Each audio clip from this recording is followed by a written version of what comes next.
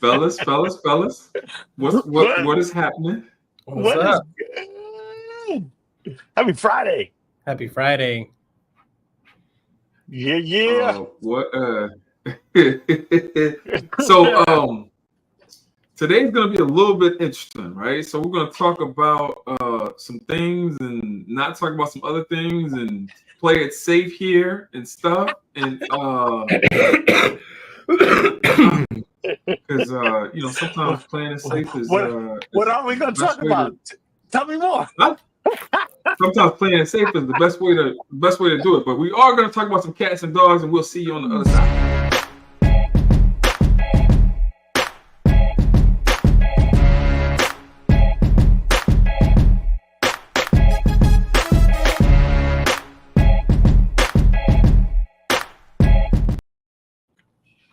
All right, bro. So, all right, we're jumping right in, man. Because, like, listen. So, when you guys grew up, right? What were your thoughts about politicians? Like, was it like what did you when you? Okay, so let me set you guys up for success. So, your initial introduction into politics, right? What were your impressions of the politicians then? So I grew up in a really political family. We spoke about politics all the time. Being from Puerto Rico, we talked about island politics. We talked about politics here, and I think my impression has always been that at the end of the day, the politicians' primary constituent and accountability is to themselves and to their reelection. And so I've always viewed politics and politicians on um, being aligned with the people in so much as it connects to their ability to maintain their office and keep their job. And so that's always been my opinion of politicians and politics generally. It's about finding that overlap between what's good for the people and what's good for the politician, for the politician to be super supportive. Yeah. Yeah. G, what about you? Growing up when I was young, I thought politicians were smart because they could answer questions like in the moment, no matter what people ask of them, they always have something to say. They're able to like bounce off their feet and be like real nimble in responding to questions. And to me, that gave me a little confidence when I was like really young. I was like, oh, this person knows how to handle things because like you ask them a question, they weren't expecting it, but they give you an answer. And I remember the first time that I thought a politician wasn't smart was Dan Quayle. You remember Dan Quayle? He misspelled potato. He couldn't spell potato. I was like, yo, how can you be a politician? You can't spell potato. That's crazy. Or tomato. I don't know. It was one of them. And he put an E at the end. He put an E at the end. And I was like, that changed my whole perspective of like thinking that politicians were just like normal people, and then as a result, if you're a normal person, you have normal people interests, which are like related to how Steve was talking about, like protecting their own interests, trying to get reelected, because at the end of the day, it's a job that you are trying. Your job security is limited, and like their primary role is to stay employed. Yeah. Hey, so E is with us. I think he's watching via YouTube. Shout out E. And so hey, listen. So he's talking about he said politicians have always been corrupt where I'm from. You can't even trust the mayor, aka Sharp James. Y'all remember Sharp James Newark? Oh yeah. Yeah. So when I think about Sharp James, I think about like Marion Barry and like that vein. Politician. So I think my introduction into politics was in Louisiana. We had a congressman. His name was William Bill Jefferson, right? They feel very similar to like a William Bill Clinton, something like that, right? But William Bill Jefferson, and so he got caught up in like this whole corruption scandal, and they ended up finding like 40 grand in his freezer in his apartment in DC. And so like he was taking bribes, like doing all these other things and whatnot, right? And so like I've always been distrusting of politicians because I feel like they're very self-serving and that and they lie a lot. But what I've seen, and you guys correct me if I'm wrong, when you look at like poll numbers for like certain things that politicians do, if you are a politician and you are in office to represent your constituents, then that basically for me means you do what your constituents want you to do. And it's like these politicians do what they want to do, and they take into account what the constituents want like later towards the end of their term. So it's like from the day that I'm elected to probably like 6 months before I need to be reelected again, I'm gonna do whatever the hell I want to do. And then for those 6 months, I'm gonna go on listening tours and listen to listen to my constituents or whatever, make those changes for those 6 months to buy myself some more time in office, right? And it's really disgraceful, bro. And like we got politicians out here that lie for the sake of lying. It's like, bro, you don't even need to lie in order to get media coverage. If you have a problem with immigration, just be like, yo, listen, I got a problem with immigration. This is out of control. I'm gonna go down to the border. I want you to see it for yourself. Like there isn't a news station in the country that wouldn't come down and follow you in order to cover this the right way. But instead, we got politicians that are just straight making stuff up, bro. And that's not my brand of politics, man. I can't get behind that. And so, I mean, look, we've always known that politicians lie, right? But I think what we're starting to see now that's different is they're lying about citizens to citizens, right? Yeah. And like that's the wild thing is like you can't lie to the people of Springfield about what's going on in Springfield. They sitting through it, they know what's going on. And I think when you have that type of lie, when it's such a bold-faced lie that it is, you are lying to voters about voters, like it's a different level, right? It's a different level of lie because you're asking me to believe what I'm hearing and not what I'm seeing, and that's some dubious stuff, right? Like that's crazy. Bro, that is diabolical, yo. Listen. Yo, that's wild because it's just like, wait a minute. I didn't just you're now questioning. You not only are you questioning my integrity, you're questioning my intelligence now because you're telling me to see something that I've already like. I just saw this. Like, what? I was just there. Yeah. It's like a kid coming in late. Like the time is 8:20, and you got a kid coming in here at 8:38. You're like, wait, what? You were late? What? Yeah. And I think that's the big difference. We used to agree on facts. We used to say, look, there's a thing called fact. Now there's no such thing called fact, at least, and that's what scares the hell out of me is that there's no such thing called fact anymore, right? You heard his response, I saw it on TV. I still think he was watching The Simpsons, but he was like, I saw it on TV. He definitely said I saw it on TV. Like, but think about that level. Think about that level of vitriol when you don't even have to like fact check your sources. You just be like, yo, I saw it on TV. Yeah. Think about the level, and this is somebody that we want to run our country. Like, I can't get with that, bro. So here's the audio for the week.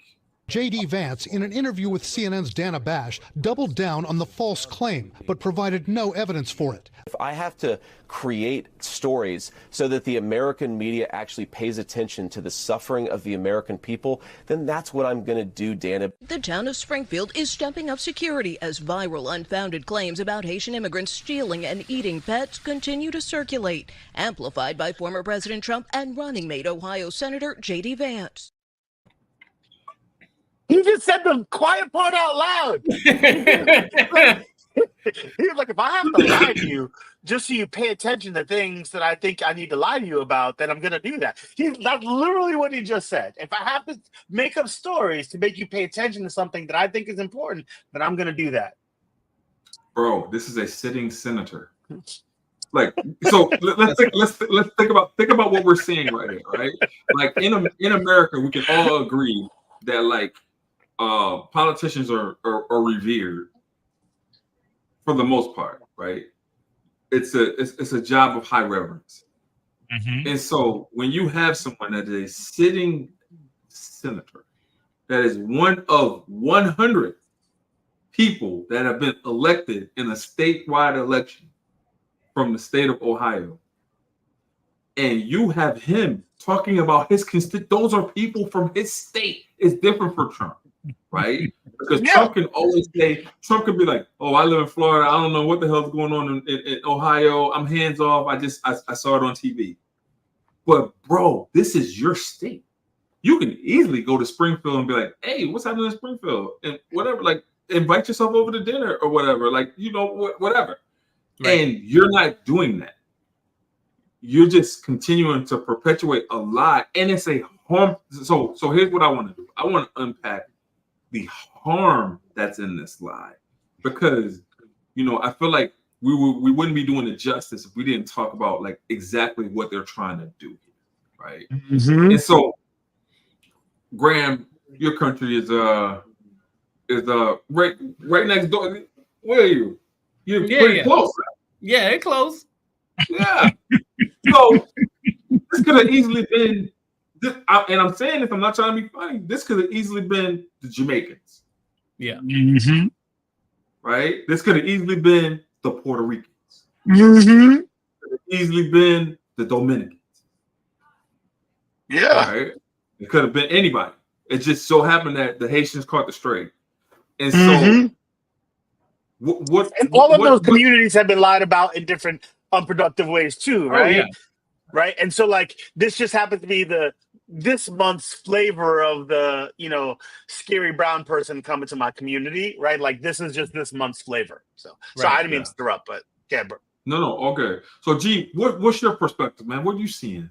Yeah, I mean, exactly what Steve is saying. It's like it could be. It's just as easily that every Jamaican immigrant is selling weed or doing some kind of a illegal business or enterprise that they shouldn't be doing.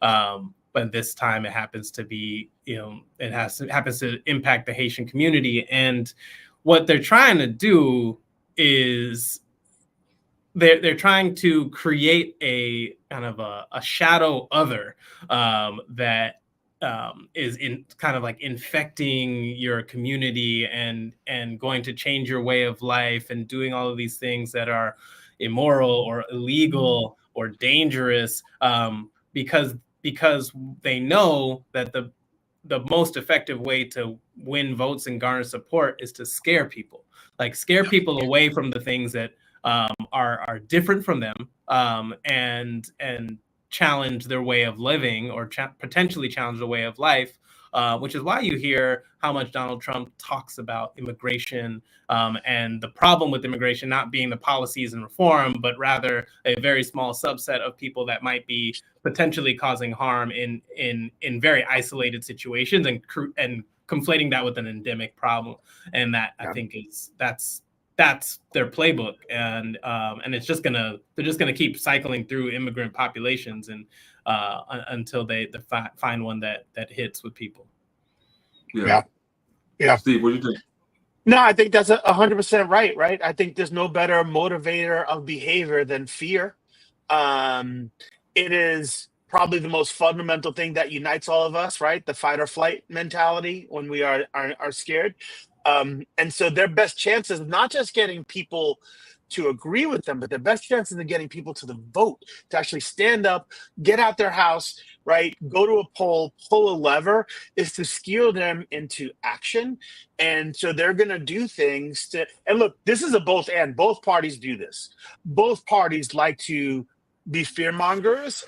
I happen to think it is right now at a fever pitch under Trump and his candidacy. But my sense is that fear has always been, we have always seen like the Willie Horton commercials in the 80s, right? It has always been the, like, you know, they'll show the grainy black and white picture of a person of color and talk about, don't let this problem hit your community. You know what I mean? This has always been a tactic that both sides have deployed because it moves people to the polls. It's effective. And as long as it's effective, they're going to keep doing it, regardless of what harm they create in the community. Yeah. I think in thinking about this whole situation, as a school leader, and G, I'm sure you can attest to this as well, is that when you now have to shut down your schools, when you now have parents that are like, you know what, I don't feel safe in this community with sending my child to school, when you now have 30 plus bomb threats, and you have to send the National Guard in order for kids to feel safe or for parents to feel safe in a community. It's like we've seen this story before. We saw this with the Arkansas 9 when the National Guard had to be federalized in order for those kids to be able to attend school. I'm looking at old video footage of the National Guard and federal deputies in their cars walking these kids into school or whatever. And so now, you know, circa however many years later, you still having communities that are still experiencing this level of trauma. And I don't think that this is okay, especially given the fact that these folks, and I think that we're not talking about this enough either, but good on the Republican mayor and good on the Republican governor for standing up for what's right in Springfield, Ohio, and good on the mayor for saying that, hey, these are because you listen, the easiest way to get somebody riled up is to say somebody's taking something from you, right? And so in terms of immigration, you know, the thing is like, oh, they're taking your jobs, they're taking black jobs, they're taking your jobs to do, you know, whatever. But like, mind you, these are jobs that people, for whatever reason, feel like is beneath them and they shouldn't be doing, right? And so now you have to now get people to come in that are willing to do this hard work, because it's not easy work at all. It's not like these people are coming in and they're getting behind a keyboard or whatever. And like, it's not like, this is grunt work. This is labor intensive, blue collar work that these folks are now doing that you didn't want to do. And so you're migrating, you're migrating people in to now do the work in order to sustain the community. And so these folks are doing you a favor, like, you know, it's mutual benefit to it or whatever. But like, it's crazy. This is crazy. Well, it's more insidious than that, because the narrative is the both and, right? Because it's like these people are coming, they're taking your jobs, but also they're getting all this free stuff and they're on welfare and they're getting free cell phones and they're staying in hotels free. It's like, well, which is it? Are they taking your jobs because they're hardworking, or are they not working, getting welfare because they're lazy? Like, what story do you want to tell? Which is, and they say them both, right, so that they can do this. The reality of this town in Springfield, right, is that it was a shrinking town. Its economy was falling apart, and this town invited the community in to help rebuild, and from their own, like, I'm not saying this, the mayor's saying this, like, that community, that Haitian community has helped rebuild that town. Right. And so there was an economic interest, there was a communal interest, a societal interest to building that town and inviting those folks in. And so this is the issue, right? It's like we are lying to voters about voters, and that things that are easily fact checked, right? But it doesn't matter because it got out there, it's in the news.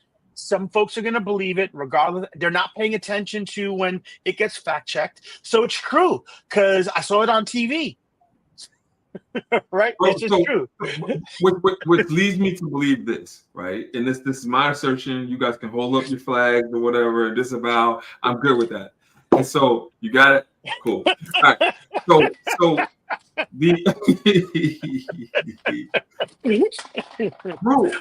it brings into question the American constituency when you are easily bamboozled into believe such things, right? It's like, how intelligent are we as Americans when you can allow someone saying that they saw something on TV to now sway you into thinking that this person is right, or this person is the right person for us in terms of being the most powerful person in the world, right? Because like, as much as I don't like the cliche that America is the greatest country in the world, because I think that there are several other countries that just do more for their most vulnerable people, meaning your elderly and meaning your young people.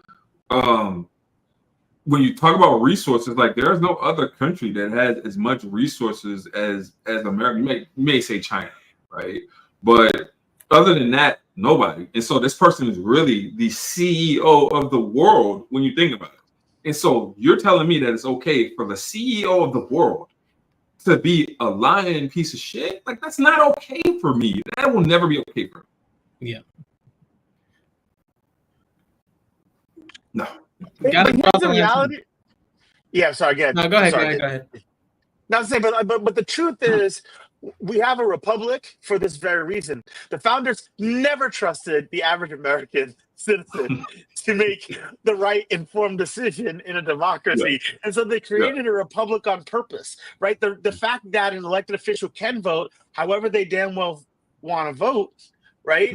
That in and of itself was constructed that way because they were afraid of the passions of the people, right? And so there's what is frustrating about our government, things like the fact that they don't follow the will of the people all the time, or the fact that we have electoral colleges, were the things built in particularly specifically to safeguard against, right, a public that is not as informed as it should be, doesn't stay on top of politics. It's right. It just gets to a fever pitch now because there's so many more things demanding our attention. TikTok, Facebook, Johnson & Johnson products. All of these things now are refocusing our attention.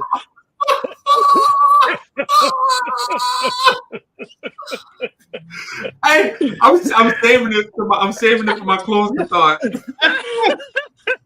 But so many things have got our attention now, so it's easy not to pay attention. And so if all you see is a 5-minute clip of somebody saying something outlandish, and you're not verifying it, and you're not paying attention to where it's gotten fact checked, then it's true. Yeah, no, that's you're right. All right, so we're gonna make a pivot, right? Because there's some other things that we need to talk about, right? That are extremely important. One of those such things is basketball season is on the horizon. Can you I'm starting to feel it, right? Whenever you see a video of Ben Simmons and somebody's like, Ben Simmons is in the lab, then you know the season is about to start. And you know that Nets fans are about to be disappointed, and everybody that believes in Ben Simmons is about to be disappointed because it's just like, damn, he was in the lab for the whole, and he was in the lab, he shot 1 million jumpers a day, and he hasn't taken one the whole season. So Nets fans, that's what's going to happen. We understand that. We know the time is coming. So damn. Nets fans caught a strafe on that one. Damn. They were like, what did I do? In the lab. Oh. If Ben Simmons in the lab was a person. But let me ask you this, all right? When you see those media, when you see these media stories come out, right, in a heavy election cycle in which, because I feel like every election is an election for democracy, right? And so I think that can be like this theme that both Republicans and Democrats can use, because I mean, if that's what you got to do in order to motivate folks to come out and vote, then you got to do what you got to do. But I'm just man, it's a whole lot happening, and I'm glad that I have you guys in order to kind of decompress and have fun, because it's a lot, man. It's thick. So how are you guys coping? Part of it is, well, there is the NBA season starting up, but also the WNBA playoffs are about to kick off. Rooting for Liberty to put some respect on that Barclays Center. At least somebody's could do it, hopefully, this year. Hey, because we can't get Steve outside. So if we can get tickets to go see one of those Liberty games, I'm with it. Yeah, I'm down. Can't get Steve outside. Steve is going to LaGuardia, or he's going to JFK. That's it. That's the extent of his travels outside. Or if he had to come to Suffolk County, if he had to come to Hetcher's Park, whatever. Damn, I feel like a Nets fan right now. Hey, but not he about to be in LA though. It's all good. Man. So, but let me ask you this though, right? Because y'all both in New York City, and there's a lot of things, a lot of political actions that are occurring in New York City. The mayor is at an all-time disapproval rating in New York. And so, what are some of the things that you're seeing in New York? We talked about Eric Adams before, so there's nothing new on the show. What are the things you guys are seeing, and how would you coach them up? Man, if anybody needed a burner phone, it's that guy, because they keep confiscating him and all his people's phones. Somebody needs to introduce to 7-Eleven and a burner phone. He's reckless in these streets. Very, very reckless. Very reckless. It's tough, man. You know, I think the job. You know, I'm trying to remember who was that player who had that quote. It was like an NBA player who was like, you know, the lights ended up being too bright. They were brighter than expected. You know, yeah. Like, talking about the game. I think the job of mayor is bigger than he thought it was gonna be, and it's not just PR, it's not just public appearances and cutting ribbons and doing stuff like that. Like, it's a big job, and people really out here to make sure you're holding yourself accountable, and if you're not, then there are consequences. And I don't know if he was ready for that. And let's be real, I think that's true in all CEO type roles, right? Like, I think folks get into this role, even in our space, in education, nonprofit space, and think it's about shaking hands, kissing babies, making speeches. There's real work here. Leadership is all of those things plus a lot of everything else. And so, like, know what you're signing up for when you want these roles, right? Yeah. It's not just about the public facing stuff. It's not just about the fun stuff.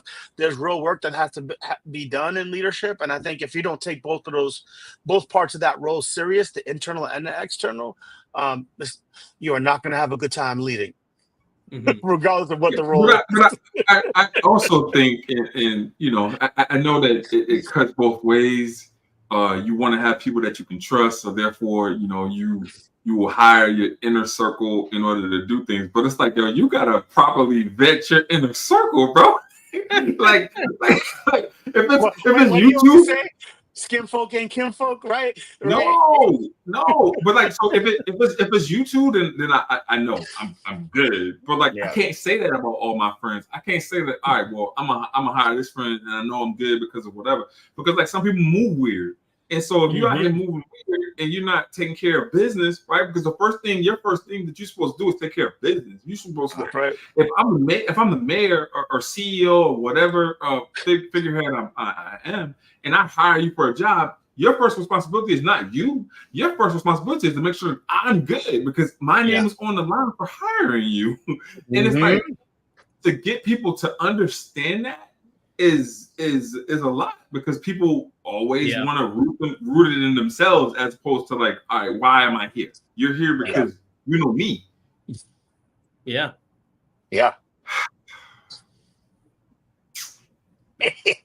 That's why I don't be co-signing nobody. Yo, and that's the thing, bro. It's like, it makes it real hard for you to put your signature on something. One, because because your name is good. Like, if my name is like real good, then it's gonna be really hard for me to say, I unapologetically sign off on this person. Right. Because I know that if something backfires, then my name ain't good no more. That's right. Nah, I'll be good. I'm okay with it. I'm okay with my name being good. I'm okay with you being upset with me. I'm okay with you being upset with me because I couldn't help you. Yeah. But my name is good. That's the bell. Yeah. I heard. I was like, oh, I thought that was my bell. I was like, bell. I got nervous. I may have to leave my apartment. What just happened? I'm like, all right. How many seconds you give your kids to get to the next class? We got 180 seconds. They gotta move. Y'all are wild with this 3 minute stuff. We ain't trying to lose out on no. We're not trying to lose out on no minutes of learning. Like, what? The school is not big. The school is not big. If 3 minutes and 6 floors. if school takes in at 8:20, if you in the parking lot at 8:20 in 1 second, you're late. Yo, 3 minutes and 6 floors. My son's up and down. Park your car, come and sign your player. kid in, because it's gotta be some levels of inconvenience for you to not want to be late. I gotta deter you from.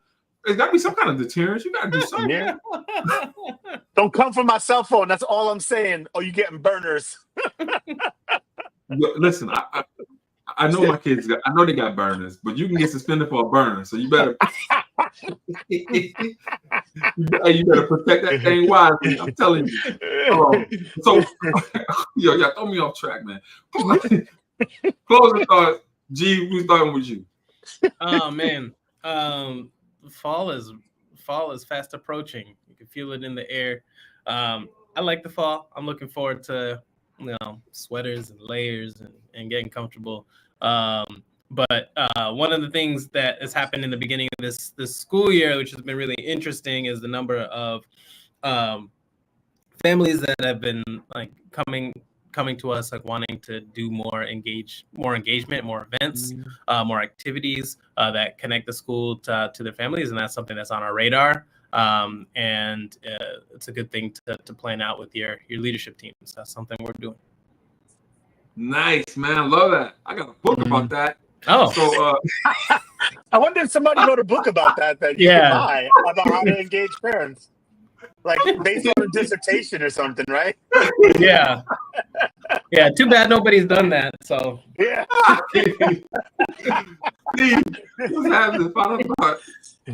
Meaningful games in September. That's all I'm looking for right now is meaningful games in September, and I'm getting it. I don't know if they're gonna make the playoffs, but right now they in the playoff hunt.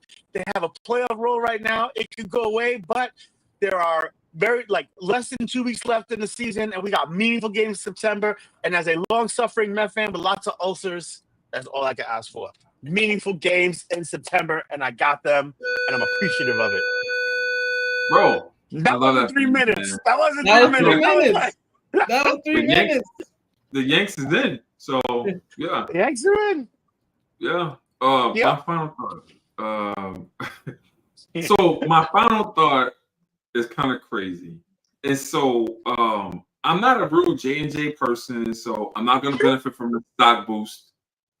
However, what I want to say is that I am a Palmer's cocoa butter person.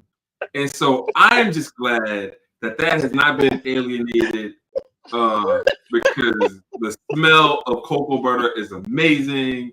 And I want it to continue to be that way. I want it to be a source of peace and tranquility in our community. And that is my word.